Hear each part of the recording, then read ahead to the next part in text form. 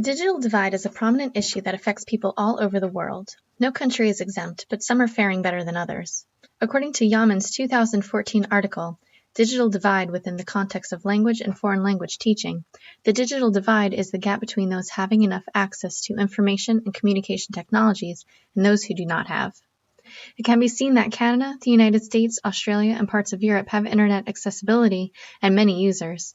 However, many other countries, namely those that English is not the primary language, have few internet users. Parts of Southeast Asia, Africa, and Latin America are sadly on the wrong side of the digital divide. Not only are these people missing out on the great technological advances, but the rest of the world is missing out on what their culture has to offer. The internet is very important in our day and age. Lee, Park, and Huang state in their 2013 article, A New Dimension of the Digital Divide, that allowing everyone in the world to communicate can even contribute to more participation in civic and political life. For many people, they use the internet to see the news and keep in touch with friends and family. In this manner, they are unintentionally exposed to different people and their cultures.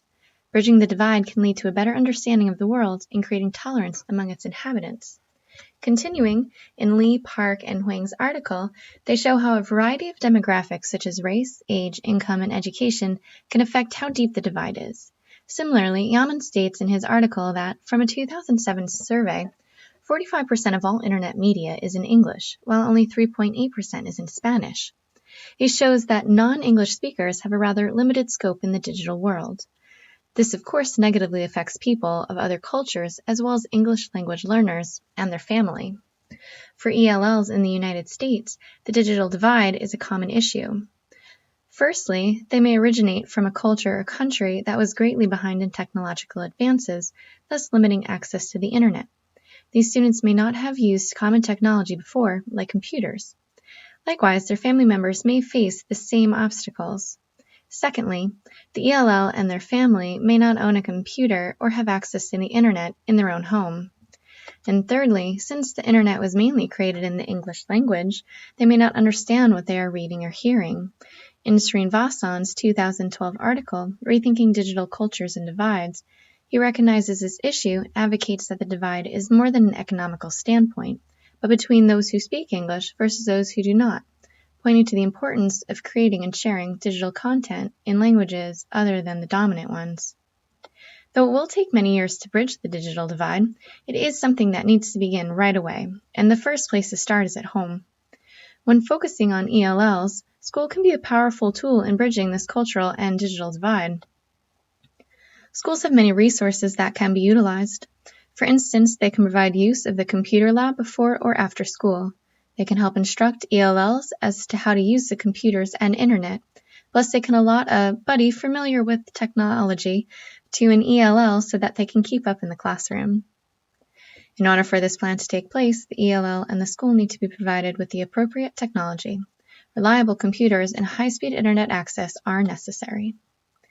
The schools must provide instructional service, such as tutorials or one-on-one time with ELLs and their family, so that they can learn how to use the computers and internet. This can be done before or after school so as not to interfere with class time. And to ensure this technology is being used correctly, appropriate instruction can be provided. For students, they can learn how to use the internet to study, learn new topics, reach out to family in other countries, create a resume, and much more.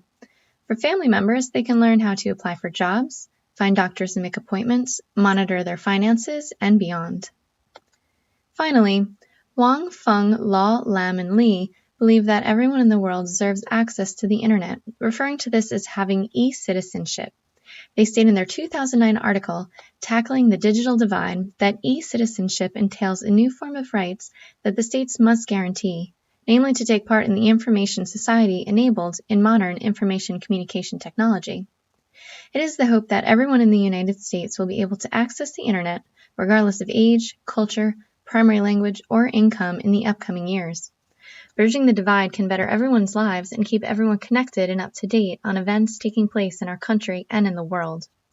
Once the digital divide is closed throughout the world, everyone will be connected and able to share what makes them unique, resulting in a more tolerant world.